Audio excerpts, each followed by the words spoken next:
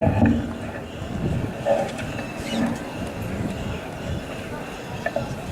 पर विराजमान मेरे बड़े भाई आदर्श सक्सेना साहब, प्रोफेसर CS बराला साहब, प्रोफेसर AB मित्रा साहब,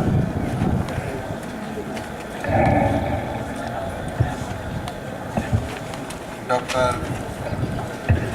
AR बगड़िया साहब, गौरव बगड़िया जी, अनूप सिंह जी पूनिया जी, राय सिंघानी साहब, मंच पर विराजमान अन्य अतिथिगण,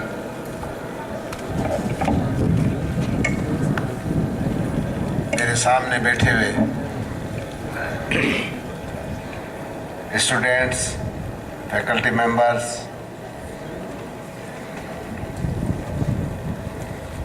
मुझे आज इस बात का फख्र है कि मुझे आप लोगों के बीच उपस्थित होने का सौभाग्य मिला। मेरे से पूर्व वक्ता आदर्श किशोर जी, जिनके बारे में शायद पर्टिकुलरली स्टूडेंट्स के बारे में मैं कहना चाहूँगा कि इतना कुछ नहीं जानते होंगे जितना कि राजस्थान का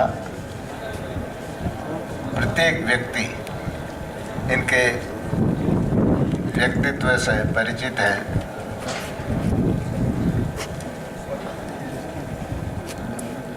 मंच पर जो आदर्श किशोर जी या दूसरे गणमान्य लोग बैठे हैं, उन्हीं के संदर्भ में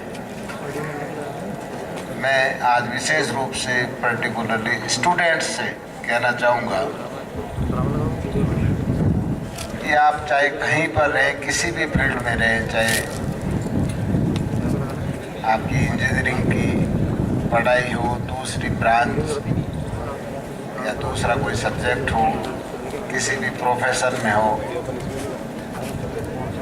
चाहे गेम्स में हो, चाहे दूसरी एक्टिविटीज़ में हो, जहाँ कहीं भी रहे अपनी अलग पहचान बनाए, भीड़ का हिस्सा नहीं बने।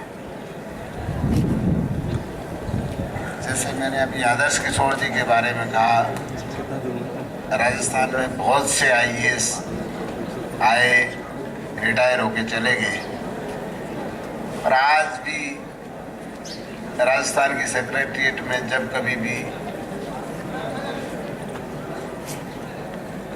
विशेष IAS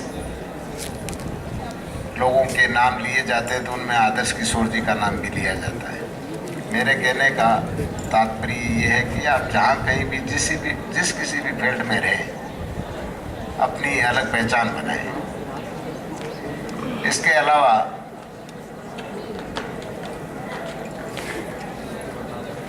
मेरे पूर्व वक्ताओं ने आपको काफ़ी कुछ बताया है। इस बनास फंक्शन के मौके पर मैं जो VIT के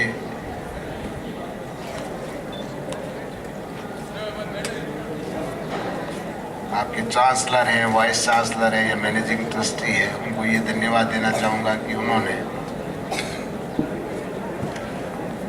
पढ़ाई के साथ साथ इस तरह की एक्टिविटीज़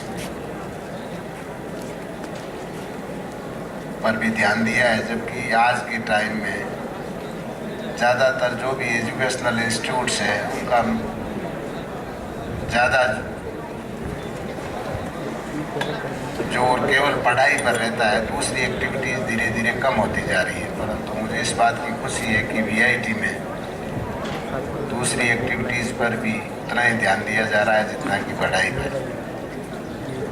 एक बात मैं आप लोगों से और कहना चाहूँगा, विशेषकर स्टूडेंट्स से, कि अपने राइट्स के बारे में